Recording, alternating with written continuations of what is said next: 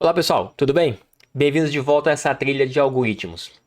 Nós vamos hoje entender como começar a construir, como sair de um problema para uma solução algorítmica. Está preparado? Então vamos lá. Bom, para começar, vou te dar um overview que nós vamos ver nesse vídeo. Primeiro, nós vamos ver alguns conceitos iniciais, revisitar o que é de fato um algoritmo, quais são os seus pontos essenciais. Depois nós vamos entender um método de construção. Um método é uma sequência de passos de como de fato construir esse código, construir esse algoritmo. E aí nós vamos entrar no código de fato, entender como é que a lógica de programação funciona. Vamos começar devagar, entendendo que são variáveis, constantes e especialmente os tipos de dados primitivos. Lembra quando eu falei que quando falamos em aprender alguma linguagem, precisamos entender o que é um substantivo, um advérbio, um verbo? Esses são tipos primitivos. Nós precisamos também entender eles dentro de um algoritmo. E no final nós vamos fazer uma pequena prática de como implementar esses conceitos em uma linguagem chamada Portugal. Vamos lá. Relembrando, o que são algoritmos? Uma sequência de passos finita que resolve algum problema específico ou executa uma tarefa. Por exemplo, um conjunto de passos para fazer um robô andar. Um conjunto de passos para calcular alguma equação. Então vamos lá. Passos bem definidos, ordenados, entradas e saídas claras, um objetivo específico e essa tal finitude. Eu tenho que garantir que um algoritmo tem que finalizar. E esse é até um dos grandes problemas da computação. Fica para outro vídeo isso. Então, algoritmos do dia a dia. A gente já faz algumas coisas relacionadas à sequência de passos finitos para resolver um problema específico. Por exemplo, fazer um bolo. Eu preciso listar os ingredientes, misturar na ordem correta, assar por tempo específico, que eu vou obter um resultado, um bolo delicioso. E se eu seguir os passos errados? Se eu assar por tempo diferente, o que acontece? O bolo sola, o bolo fica salgado, o bolo fica doce demais. Eu preciso seguir esses passos com corretude. Eu preciso seguir esses passos como o algoritmo determina. Se eu precisar fazer um saque no caixa eletrônico de um banco, eu não posso colocar a senha antes do cartão. Eu tenho um conjunto de passos a ser seguido. Insiro o cartão, digito a senha, seleciono o valor, confirmo a operação e, claro, no final retiro o dinheiro. É uma sequência precisa de ações para obter o dinheiro no final desse algoritmo. Uma rotina matinal, por exemplo. Eu tenho que acordar, tomar banho, vestir, tomar café. Cada passo numa ordem que otimiza o tempo e garante que a gente saia preparado para um dia de aula, para um dia de trabalho. Percebe que aqui eu tenho um conjunto de tarefas ou ações bem ordenada, organizada e é para executar uma tarefa ou resolver um problema pontual e principalmente finito. Eu posso garantir que esses algoritmos mais simples eu consigo encontrar a finitude da execução deles. Então, vamos lá para os 5 passos para criar um algoritmo eficiente. Esses passos eu sigo e muitos outros desenvolvedores ao redor do mundo seguem esses mesmos passos. Primeiro, definir o problema. Eu preciso entender claramente o problema que precisa ser resolvido. E quais são, óbvio, os resultados esperados. Imagine que eu estou desenvolvendo um algoritmo para resolver um bolo, para cozinhar um bolo. Eu preciso entender do que é cozinhar um bolo e eu preciso entender o que é o bolo, para que eu consiga codificar ele de forma correta. O entendimento do problema é o passo fundamental para a construção de qualquer algoritmo. Em seguida, eu preciso fazer uma análise preliminar. Eu preciso de dados. Que tipos de dados? Eu preciso obter algum recurso para desenvolver esse algoritmo? Eu tenho alguma restrição ao problema?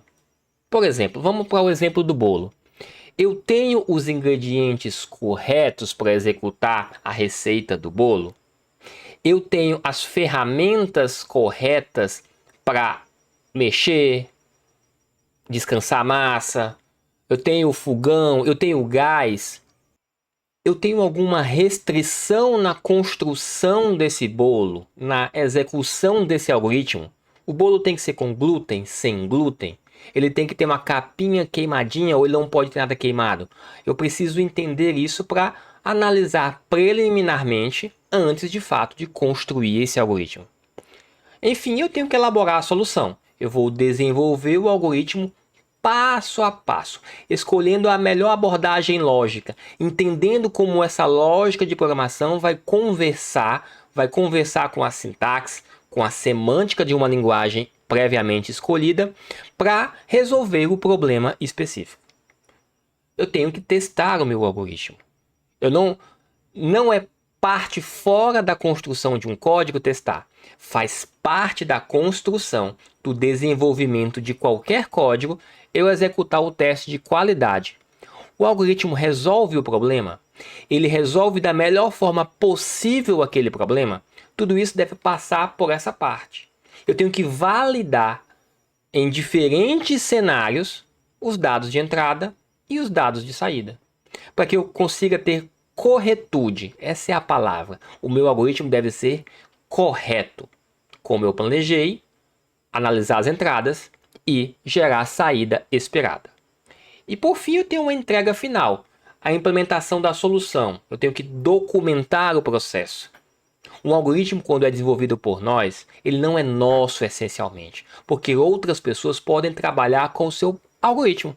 Eles precisam dar manutenção, ajustar alguma variável, entender novos cenários de execução e precisam modificar, refatorar ou melhorar o seu algoritmo.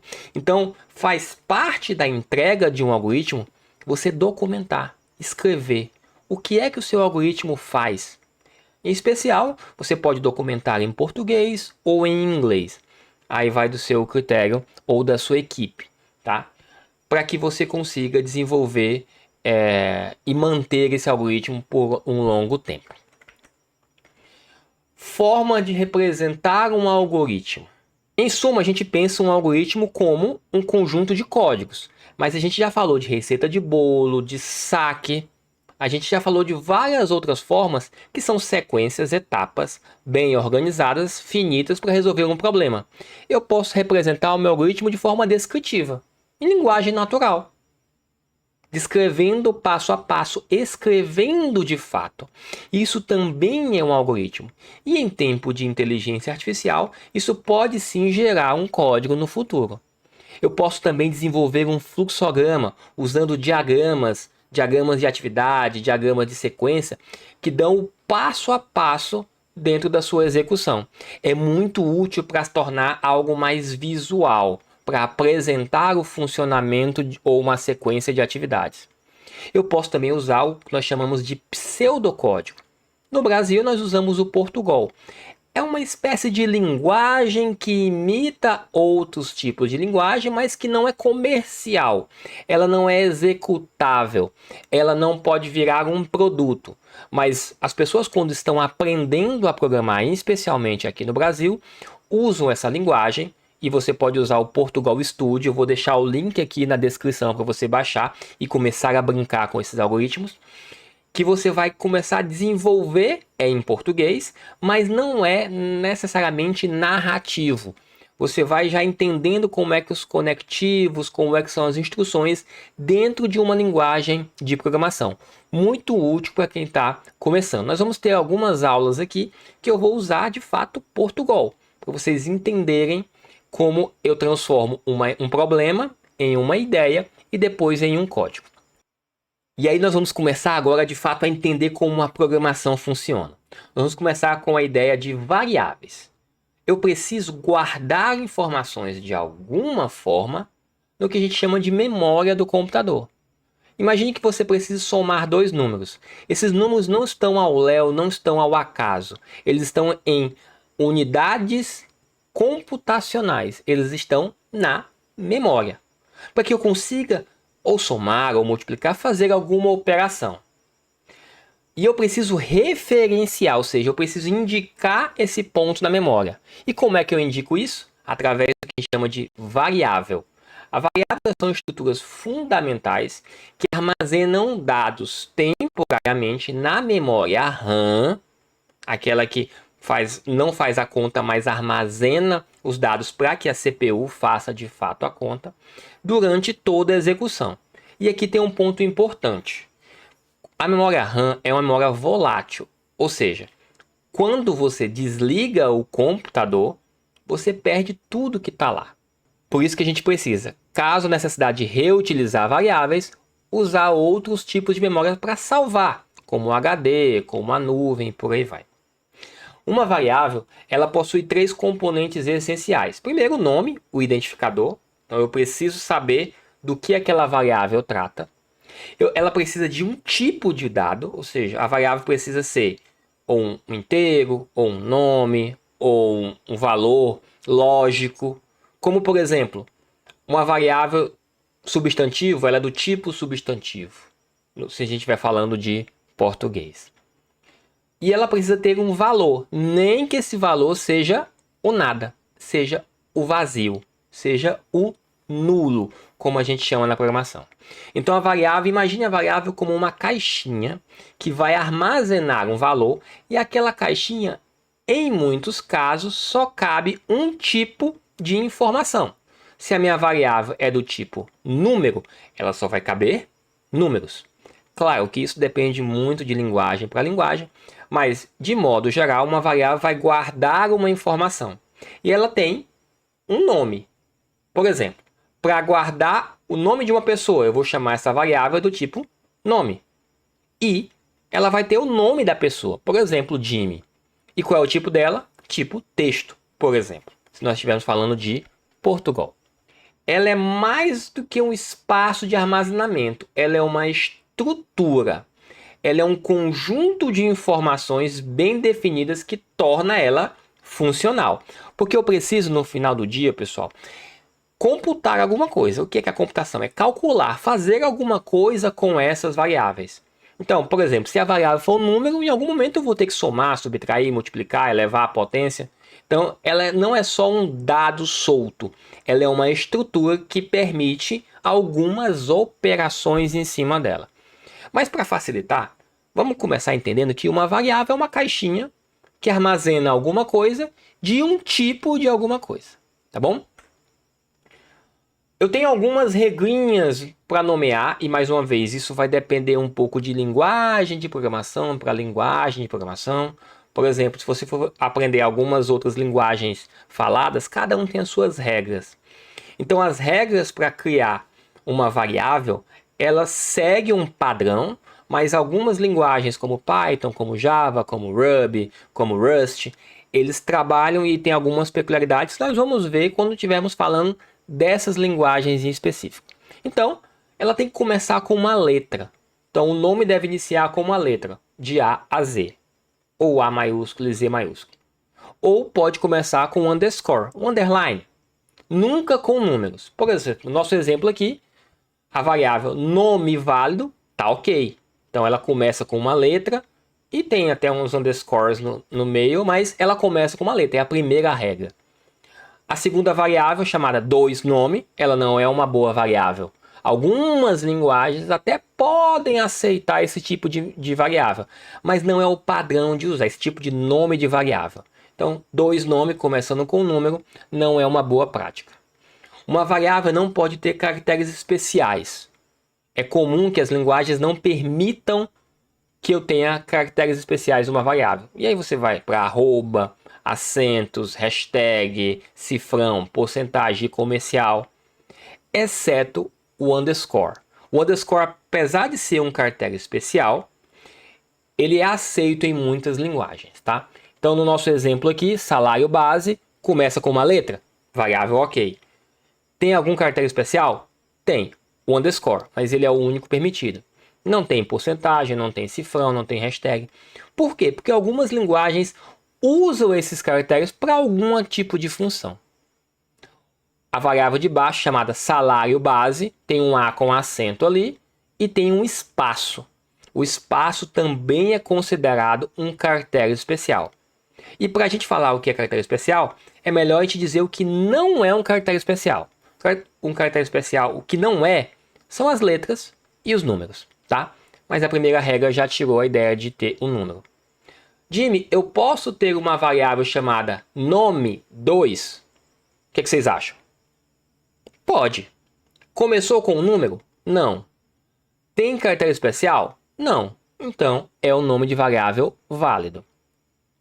E eu tenho que evitar, e algumas linguagens até deixam compilar, lembra da nossa aula passada que eu falei de compilação? Até deixam compilar, mas precisamos evitar palavras reservadas.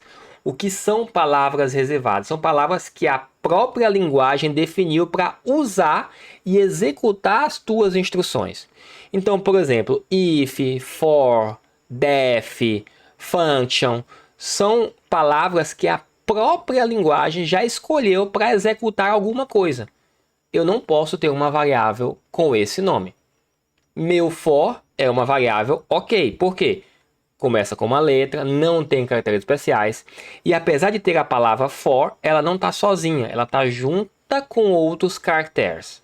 Mas a palavra for sozinha, ela não pode ser utilizada como variável. Porque em quase todas as linguagens, ela é uma palavra reservada. Dica importante. Os nomes precisam ser descritivos. Nada de variável chamada variável x, y, z, h, h2, h3, x1, x2. Essas variáveis, por mais que a gente fique tentado a usar esses nomes, porque quando vamos digitando fica mais fácil digitar, é comum a gente perder a noção do que aquela variável representa. Então, se a minha variável vai guardar o salário de um funcionário, o nome da variável tem que ser salário funcionário. Seja salário funcionário junto ou salário underline funcionário. Eu tenho que, olhando para a variável, entender o que ela é.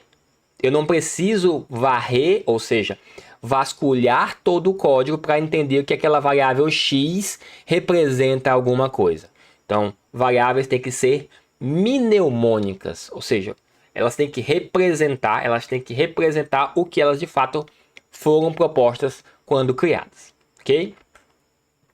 Tipos de dados primitivos são a base.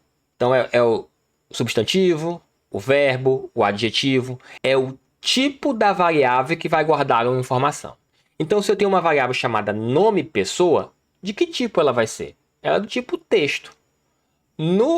Na maioria das linguagens, o tipo texto é o tipo character ou tipo string, tá?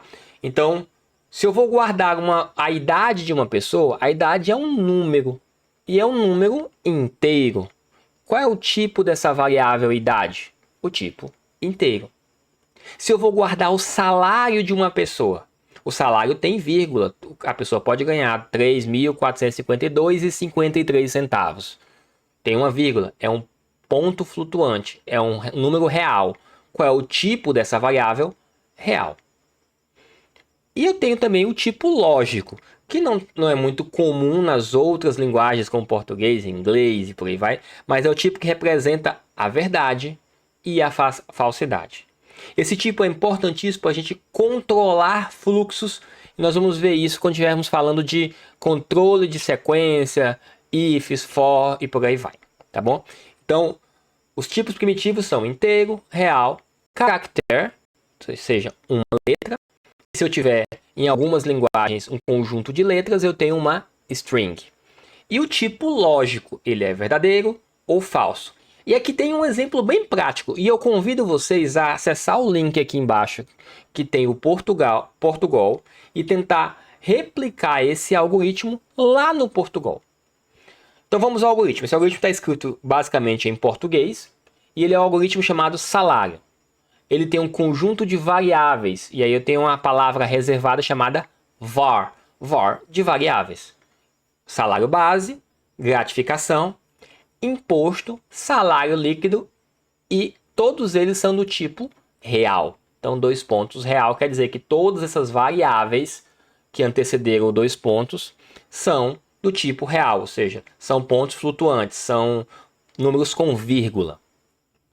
Lembra que eu tenho agora a construção do algoritmo, início e fim do algoritmo. O início, escreva, digite o salário base. O que é que o compilador vai fazer? Olhar para essa instrução e escrever. Escrever em algum lugar. No Portugal, vai escrever no console, na telinha preta.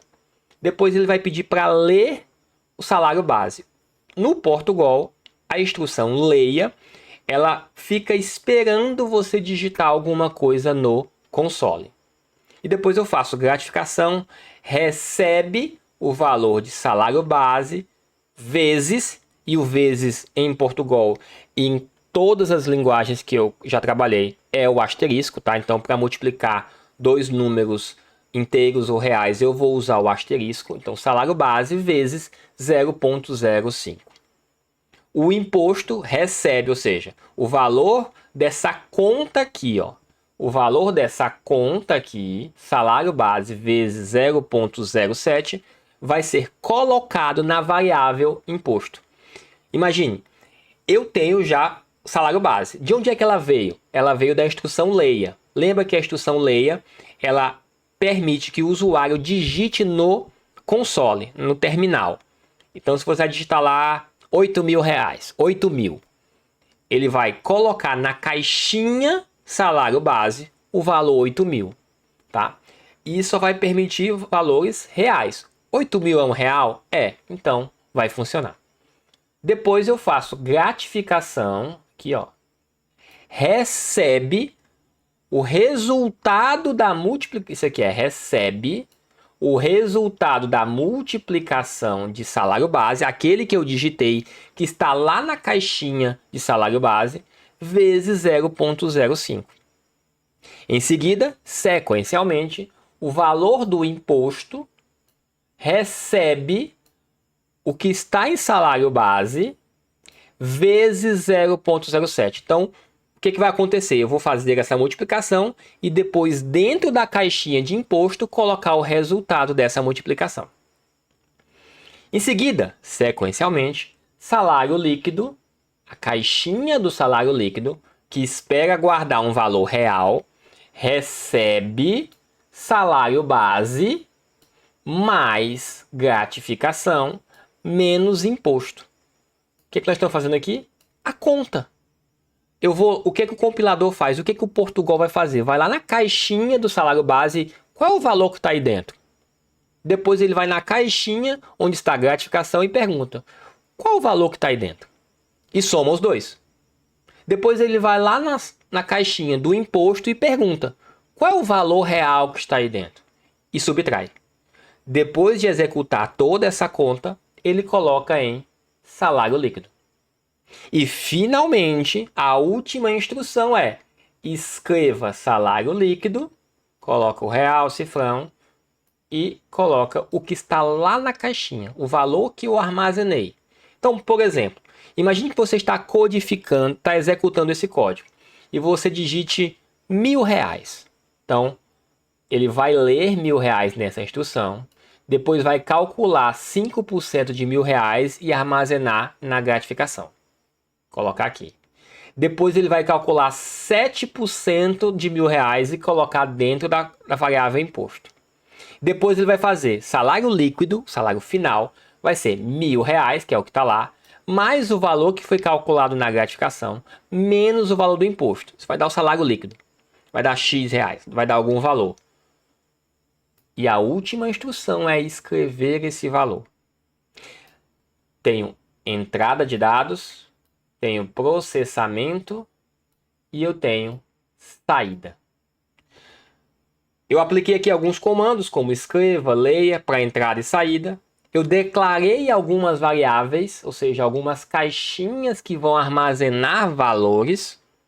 Eu fiz algumas operações aritméticas básicas e nós vamos revisitar essas operações em vídeos futuros para entendermos que tipo de operação são executadas em algumas linguagens e no geral são as matemáticas básicas.